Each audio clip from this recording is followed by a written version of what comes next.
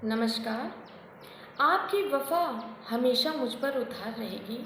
मेरी ज़िंदगी आपकी मुस्कुराहट पर निसार रहेगी। दिया है इतना प्यार आपने मुझे कि मरकर भी मेरी ज़िंदगी आपकी कर्ज़दार रहेगी। इन पंक्तियों की असली हकदार एक पत्नी ही हो सकती है, जो पारिवारिक और सामाजिक बंधनों में बंध कर भी एक पति के लिए अपना सर्वस्व न्यौछावर कर देती है। लेकिन अत्यंत दुख की बात यह है कि इस पुरुष प्रधान और पितृसत्तात्मक परिवार या समाज में स्त्रियों की दशा आज भी गुप्त की यशोधरा की तरह ही है, जिनके आंचल में दूध और आंखों में पानी है। जैसा कि उन्होंने कहा भी है कि अबला जीवन हाय तुम्हारी यही कहानी, आंचल में है दूध और आंखों में पानी।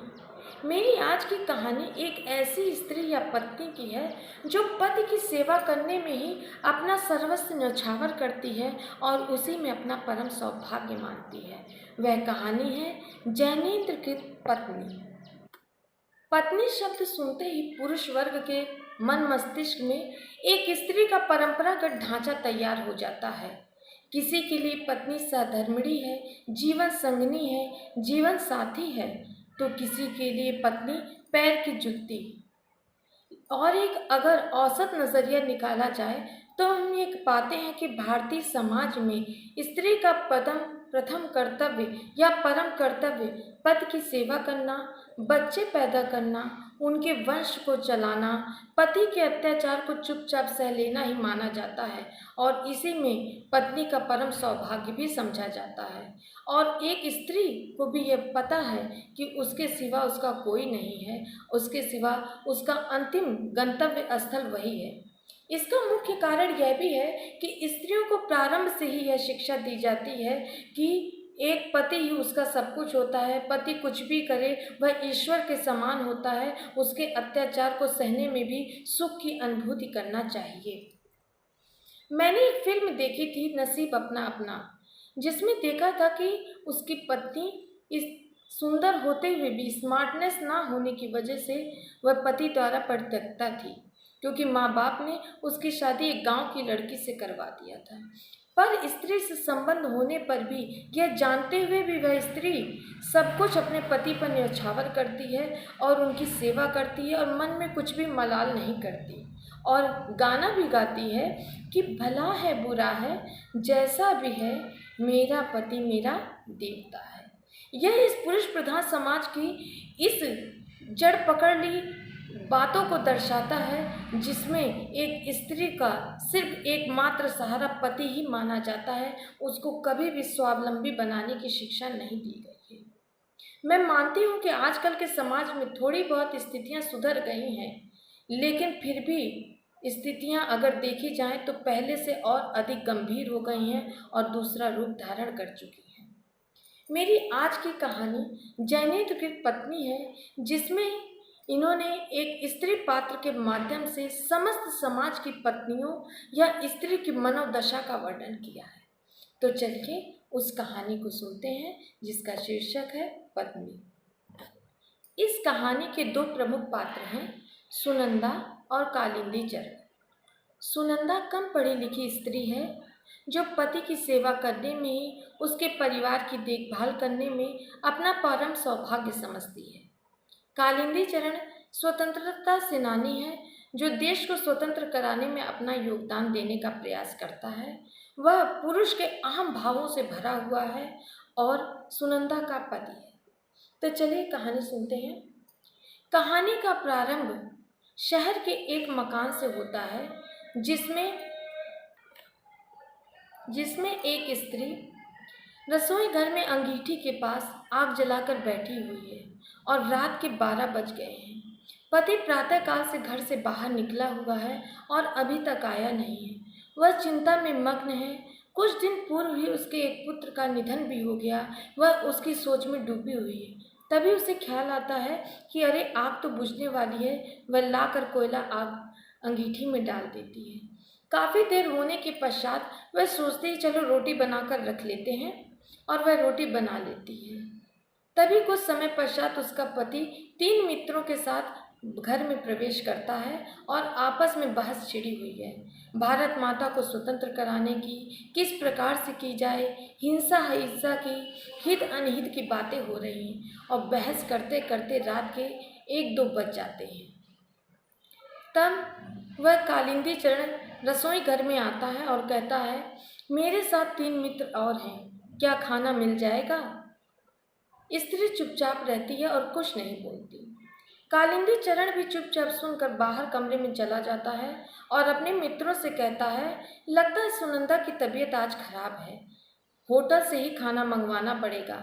अभी होटल जाने न जाने की बहस हो ही रही थी कि तभी सुनंदा एक थाली में सारा खाना परोस कर ले आती है। कालिंदी चरण यह देखकर झेप जाता है और रसोई घर में जाकर उसको डांटने लगता है कि जब मैंने मना कर दिया था तो तुम्हें खाना ले जाने की क्या ज़रूरत थी। सुनंदा तब तक चुपचाप रहती है और फिर बोलती है, क्यों खाओगे नहीं? इस पर वह निरुत्तर हो जाता है और वह अचार देकर कालिंदी चरण को वहाँ से भेज देती है और अपने मन ही मन यह सोचती है कि पति ने एक भी बार यह नहीं पूछा कि तुम्हारे लिए खाना बचा है कि नहीं बचा है, तुमने खाया कि नहीं खाया। लेकिन फिर एक आदर्श पत्नी होने के नाते उसके मन में यह विचार आता है, चलो कोई बात नहीं, खा लिया तो खा लिया, एक दिन उनके मित्रों के लिए या उनके लिए मैं भूखी ही रह गई, इसमें तो मैंने एक पुण्य का काम किया है, मैंने पुण्य ही अर्जित किया है। और वह अपने मन को सांत्वना देती है। फिर दीवार की देहरी पर खड़ी होकर अचार देना, पानी देना, इस प्रकार से वह आव भगत में लग जाती है और चुपचाप वहीं पर खड़े खड़े देहरी से ही देखती रहती है और जिन जिन चीज़ों की आवश्यकता पड़ती है उन उन चीज़ों को वह धीरे धीरे थमाती रहती है और चुपचाप बाहरी दीवार से खड़ी उस दीवार को पकड़कर वह चुपचाप वैसे ही वैसे मूर्तवत खड़ी रहती है। और इसी के साथ इस कहानी का अंत हो जाता है। समीक्षा या आलोचना करने पर ही किसी भी कहानी का या उपन्यास का पक्ष विपक्ष सामने आता है। यूँ तो इस कहानी को सुनकर आपको ये महसूस हुआ होगा कहानी में तो कुछ है ही नहीं, क्योंकि बहुत छोटी कहानी थी, लेकिन समीक्षा से आपको यह पता चलेगा कि किस प्रकार इसमें दर पर दरद इस भारतीय समाज की दशा सामने आती है और यह कहानी गागर में सागर की कहावत को चरितार्थ करती है। सर्वप्रथम जैनेन्द्र ने इस कहानी में भारतीय समाज परिवेश में स्त्रियों की दशा को वर्णित किया गया है कि एक आदर्श पत्नी किस तरीके से होती है और किस प्रकार वह भूखे रहकर भी अपने पति की सेवा में ही अपना परम सौभाग्य समझती है। वह सारा खाना दे देती है और फिर अपने मन में यह सोचती है कि पति ने एक भी बार पूछा तक नहीं, लेकिन फिर एक आदर्श पत्नी का स्वरूप धारण करते हुए वह उसे पुण्य का कार्य समझती है कि चलो एक दिन पति और मित्रों के लिए मैं भूखी ही रही तो क्या हुआ, कम से कम मैंने कुछ पुण्य तो अर्जित किया। अपने पति के लिए भूखा रहना तो परम सौभाग्य की बात है। और आपके और हमारे घर में भी स्त्रियां ऐसे ही होती हैं, दिन भर खाना बना लेंगी, लेकिन अगर खाना घट जाएगा तो खुद के लिए नहीं बनाएंगी और उसी में ही अपना खाना उठाकर देने में ही, अपने परिवार का पालन पोषण करने में ही अपना परम सौभाग्य समझती है। हर स्त्री अपने पति से यह चाहती है कि वह उसे थोड़ा सा समय दे, उसे प्यार मोहब्बत दे जिसकी वह अधिकारी होती है।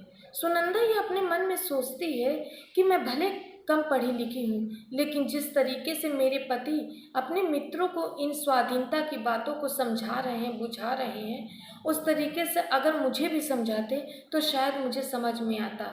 लेकिन आज का पुरुष वर्ग स्त्रियों का हस्तक्षेप बिल्कुल बर्दाश्त ही नहीं करता। दुनिया से अपनी बातें शेयर कर सकता है, लेकिन अपनी पत्नी से नहीं। इस कहानी में जैनेन्द्र ने स्त्री को आधुनिक संदर्भ के अंदर, जैसा कि आज की स्त्रियां चाहती हैं या अन्य कहानियों में दिखाया गया, स्वावलंबी बनकर छटपटाते हुए नहीं दिखाया है, बल्कि वह पति की अधीनता को ही स्वीकार करने में अपना परम सौभाग्य समझती है। वह देर रात से पति के आने पर चिंतित इसलिए नहीं होती कि हाँ मुझे खाने को नहीं मिल रहा या खाने में बहुत देर हो जा रही, बल्कि वह यही सोचती है कि कम से कम इतना सोच दे कि कितने देर से मैं भूखी, फिर कहती नहीं नहीं, मेरा ना ख्याल रखें, कम से कम अपने शरीर का तो ख्याल रखें कि रात के 12-1 बज गए हैं और अभी तक उन्होंने कुछ नहीं खाया। जो एक आदर्श पत्नी के स्वरूप को सामने लगता है।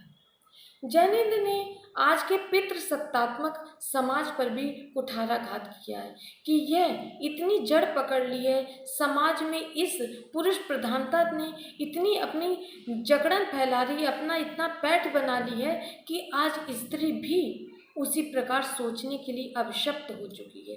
क्योंकि प्रारंभ से ही, बचपन से ही स्त्रियों को यही शिक्षा दी जाती है कि ससुराल में जाना, पति की सेवा करना, पत्नी की सेवा करना, और एक वह अज्ञे की रोज की भांति उस नायिका की भांति अपने जीवन भर के ढर्रे को वही सब कुछ समझ ले, अपनी इच्छाओं आकांक्षाओं को दबा देती है। हम जिस समाज में जी रहे हैं उस समाज में पुरुष को असीमित दायरे दी गए हैं, लेकिन स्त्रियों के दायरे को, एक पत्नी के दायरे को अत्यंत सीमित कर दिया गया है। पुरुष का एक अलग ही समाज होता है, लोग बाग होते हैं, दोस्त होते हैं, यार होते हैं, वे कहीं भी घूम सकते हैं, आ जा सकते हैं, किसी भी प्रकार का कोई बंधन नहीं होता, हर चीज़ के लिए उनके पास टाइम है। वे देश के शोषण के विषय में, हिंसा के विषय में, राजनीति के विषय में, क्रिकेट कहाँ हो रहा है, आईपीएल कहाँ हो रहा है, कॉलोनियों में क्या चल रहा है, सबके विषय में जानकारी रखते हैं और रखना चाहते हैं। अगर नहीं टाइम है तो सिर्फ पत्नी के लिए, अपने घर की स्त्री के लिए, उनके लिए एक नहीं है तो सिर्फ एक स्त्री और उसकी चिंता नहीं है, जो अत्यंत आवश्यक है। जैनेन्द्र कुमार ने अपनी इस कहानी के माध्यम से ऊबड़ खाबड़ जमीन पर दाम्पत्य जीवन को दर्शाना उचित नहीं समझा है, और ना ही उन्होंने इस कहानी के माध्यम से एक दाम्पत्य जीवन को दर्शाया है, बल्कि उन्होंने यह दर्शाने की कोशिश की है कि इस सृष्टि के विकास में ईश्वर ने जो 2 इकाइयाँ स्त्री और पुरुष दिए थे, वो सृष्टि के विकास के लिए थे, सामाजिक व्यवस्था को आगे बढ़ाने के लिए दिए थे। लेकिन यह 2 इकाइयाँ इस समाज के, इस पुरुष प्रधान समाज के हत्थे चढ़कर 2 प्रतिद्वंदिता में खड़ी लैंगिक इकाइयाँ बन चुकी हैं, जो विषमता और वैषम्यता को जन्म देती हैं। मैं ये मानती हूँ कि मेरी बहुत सी बातें पुरुष प्रधान समाज होने के कारण लोगों को बुरी लगी होंगी, लेकिन मैं बस इतना ही कहना चाहती हूँ कि एक स्त्री और पत्नी की दशा इस समाज में क्या है, जो जैनेन्द्र ने अपनी कहानी पत्नी के माध्यम से दर्शाने की कोशिश की है। पुरुष वर्ग एक अपने अंतःस्थल पर हाथ रख के सोचे, आंखों को बंद करके सोचे, क्या सुनंदा की भांति उनके घर की माँ, बेटी, बहन किसी की स्थिति नहीं है, या उस अनुसार वे जीवन व्यतीत नहीं कर रही हैं, तो उत्तर में सिर्फ हाँ ही मिलेगा। सुनंदा की तरह आज बहुत सी पत्नियां, बहुत सी माएँ, बहुत सी बहनें ऐसे हैं जिन्होंने अपनी इच्छाओं और आकांक्षाओं को दबाकर पति की सेवा में ही, परिवार की सेवा में ही अपना सर्वस्व न्यौछावर कर दिया। मैं यह नहीं कह रही हूँ कि एक पत्नी का धर्म यह नहीं होता, लेकिन एक पति और इस समाज को यह भी सोचना चाहिए कि उसकी भी कुछ इच्छाएं, आकांक्षाएं होती हैं, उनका ध्यान रखना चाहिए, उनकी भावनाओं को समझने का प्रयास करना चाहिए। अंत में मैं बस इतना ही कहना चाहूँगी कि पति पत्नी का संबंध आजीवन होता है, और स्त्रियां तो इसे जन्म जन्मांतर का संबंध मानती हैं।